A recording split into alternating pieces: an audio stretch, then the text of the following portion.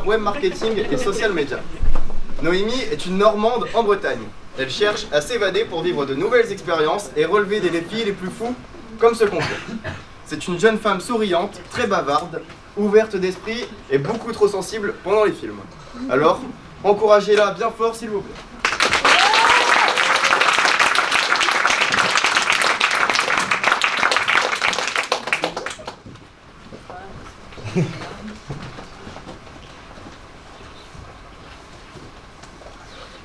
Mesdames, messieurs, membres du jury, bonsoir.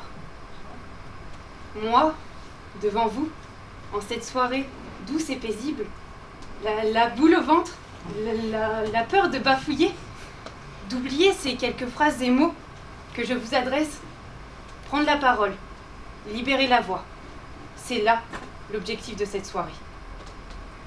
Mais qui suis-je pour me trouver devant tant d'inconnus? J'ai 21 ans. Je m'appelle Noémie. Et je vis dans un monde qui est en train de sombrer. Dans un monde où l'humanité n'est que poussière, où les gens préfèrent débattre sur des plateaux télévisés, sur des choses futiles, plutôt que parler de l'essentiel. Un monde où il nous faut toujours plus pour nous sentir vivre. Un monde qui est en train de couler sous les déchets. Un monde tout simplement égoïste. Et on nous demande d'avoir confiance en nous. Mais comment dans un tel monde? Mentir est devenu le second souffle pour l'homme. Mentir pour cacher la vérité, que tout le monde connaît, mais que personne ne veut admettre. Que l'être humain, l'être le plus développé sur cette terre, détruit tout sur son passage. Comment puis-je avancer en sachant tout cela? Comment? Je vous le demande. Parce que je n'ai pas envie de faire semblant. D'essayer d'être heureuse ou de trouver un semblant de bonheur dans un monde aussi cruel et inhumain que le nôtre. Je ne crois plus au bonheur dans une telle vie. Vous me diriez sûrement de penser à moi, à mon propre bonheur, mais devenir comme toutes ces personnes qui se voilent la face, en se disant que tout va bien dans le meilleur des mondes. Rien ne va dans ce monde. Tuer est devenu banal. Tuer pour manger. Tuer pour le plaisir. Tuer par jalousie. Tuer pour un pays qui sombre dans les bras des monstres qui sont au pouvoir. Le pouvoir. Le pouvoir est devenu la seule arme qui permet de changer les choses. Cependant, les détenteurs de ce pouvoir préfèrent se faire la guerre ou répéter les erreurs du passé.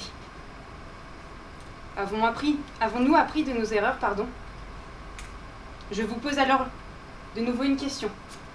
Une question peut-être bête, mais que beaucoup semblent avoir oubliée. Voyez-vous de la paix et de la stabilité autour de vous? Les histoires se répètent, jusqu'au point de non-retour. Et je ne veux pas faire partie de ces histoires. Pas dans cette vie. Je voudrais, et je l'espère, mais je le voudrais vraiment, être comme tout le monde. Profiter de ma vie, qui est si courte, et où le temps s'échappe si vite.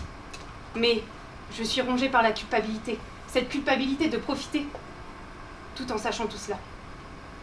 En sachant que tout ça nous mènera à un échec certain. Je ne sais pas si j'en suis capable de fermer les yeux sur tout ça. D'être comme tous les autres, de jouir de ma jeunesse, de découvrir le monde, ce monde qui pourtant me dégoûte. C'est triste d'en arriver là, me diriez-vous. Voici les quelques phrases que j'écrivais il y a encore 9 mois sur mon téléphone. Non, ce ne sont pas là les 9 mois d'une grossesse cachée. Non, ce sont les 9 mois qui m'ont permis de revivre et de vivre ma vie comme je la vis ici, aujourd'hui devant vous. Malgré mes précédents propos, je pense aujourd'hui que nous pouvons faire bouger les choses en prenant la parole, comme nous ici ce soir, pendant son concours d'éloquence. Et éloigner ce sentiment de culpabilité que je pouvais auparavant ressentir. Car oui, dans une autre vie, j'aurais voulu que toutes ces choses n'existent pas. J'aurais voulu que Jack monte sur cette putain de planche avec Rose pendant que le Titanic coulait. Voilà, l'une des choses que j'aurais voulu dans une autre vie. Et je ne pense pas être la seule ce soir à vouloir changer le scénario de ce magnifique film, pourtant si tragique. Le thème de ce concours, vous l'aurez compris, du moins je l'espère, s'intitule « Dans une autre vie, j'aurais voulu ». Oui, dans une autre vie, mon père aurait voulu vivre sans les erreurs du passé.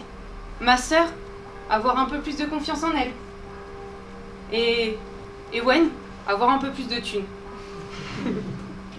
Mais qui ne serait pas d'accord avec ça. Ensuite, Maureen, quant à elle, aurait voulu avoir le pouvoir de se téléporter, d'être un aigle, tout comme ma grand-mère Yamina, qui rêverait d'être un oiseau pour pouvoir se sentir libre. Drea, elle, voudrait devenir biologiste marine, astronaute de l'espace pour Théo, et pour mon oncle, tout simplement plus de nana. Oui, c'est assez drôle, mais c'est mon oncle. Mon cousin Benjamin, quant à lui, aurait voulu être plus sportif et moins feignant.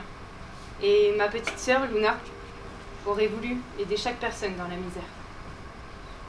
Mais lorsque j'ai posé cette même question à Marcel, ma grand-mère de 83 ans, née en 1938, oui, je vous épargne les cassages de tête pour trouver l'année de naissance. Elle m'a répondu de sa petite voix. Je n'aurais rien changé. Je suis aux 3/4 de ma vie. Pourquoi changer de vie maintenant? J'ai alors demandé pourquoi, et elle m'a répondu, d'une voix tremblante et émue, que même si c'était sa plus grande perte, elle n'aurait jamais connu son défunt mari, Yves, qui était si gentil avec elle et qu'elle a rencontré au bal. Alors, dans une autre vie, aurions-nous voulu autre chose? Vous pouvez passer votre vie à vous plaindre d'une personne qui n'est autre que vous. Vous passez toute votre vie avec cette personne qui est pourtant si merveilleuse, qui n'attend que vous pour s'ouvrir aux merveilles de ce monde. Elles sont là, juste sous votre nez, ou encore même à côté de vous ce soir dans la salle. Donc arrêtons de penser à une autre vie. Il n'est jamais trop tard.